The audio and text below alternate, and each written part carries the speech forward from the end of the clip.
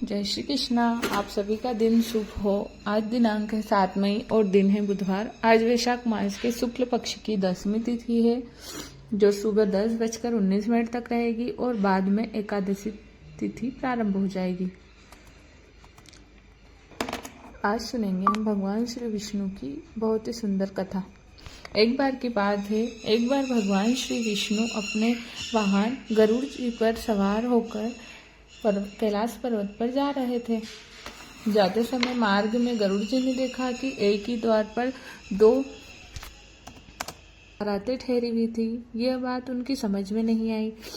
बस फिर क्या था, पूछ बैठे श्री हरि से कि प्रभु, ये कैसी अनोखी बात है कि विवाह के लिए एक कन्या और बारातें 2 हैं। मेरी तो समझ में बिल्कुल नहीं आ रहा। गरुड़ जी का प्रश्न सुनकर भगवान श्री हरि बोले कि हाँ, एक ही कन्या से विवाह करने के लिए इस समय 2 अलग अलग जगह से बारातें आई हैं। एक बारात पिता द्वारा पसंद किए गए लड़के की है और दूसरी माँ द्वारा पसंद किए गए लड़के की है।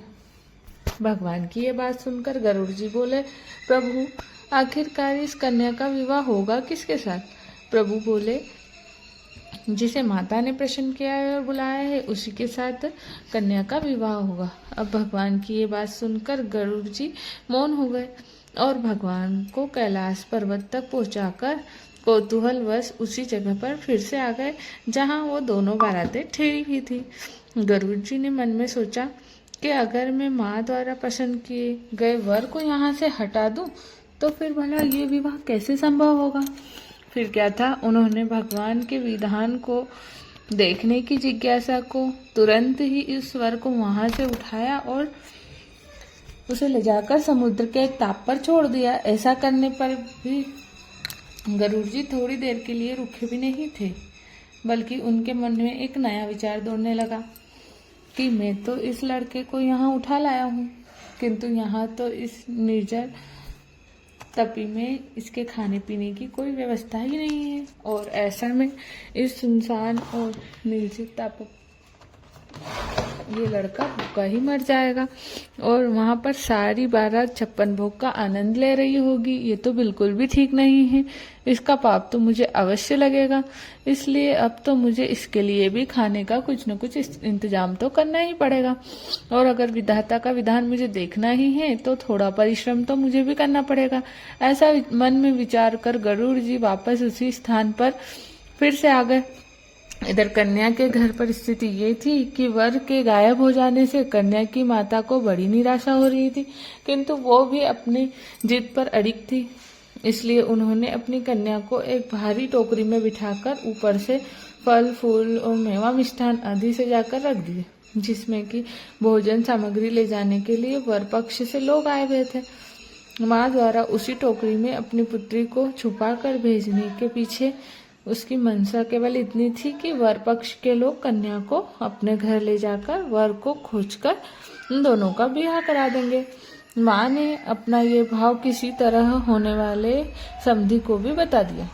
उसके अलावा उन्होंने इस बात की सूचना किसी को भी नहीं दी, क्योंकि कन्या की माँ नहीं चाहती थी कि पिता द्वारा प्रसन्न किए गए वर से उनकी पुत्री का विवाह हो। अब संयोग की बात तो देखिए, आंगन में रखी उसी टोकरी को जिसमें कन्या की माँ ने तरह तरह के फल मेवा मिष्ठान आदि से भरकर अपनी कन्या को छुपाया था, गरुड़ जी ने उससे भरा देखा और उठाकर उड़ चले।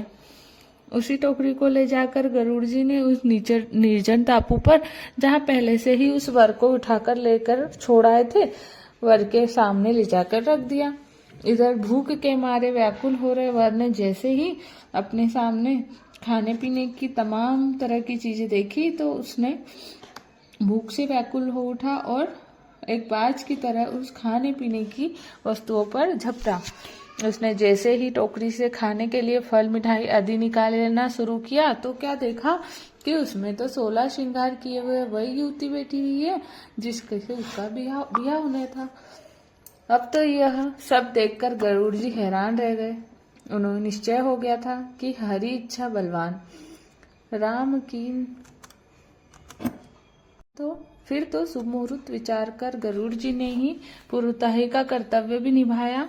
वेद मंत्रों से विधि विधान से विवाह कार्य संपन्न कराकर उन्होंने वर वधू को आशीर्वाद दिया और फिर से उनके घर पहुंचा दिया। इसके बाद गरुड़ जी ने प्रभु के पास आकर सारा वृतांत उनसे निवेदित कर दिया और प्रभु पर अपना अधिकार समझकर झुझलाकर बोले कि प्रभु आपने तो बड़ी अच्छी लीला की, सारा ब्याह कार्य हम ही से करवा लिया। भगवान गरुड़ जी की बातों को सुनकर मंद मंद मुस्कुरा रहे थे।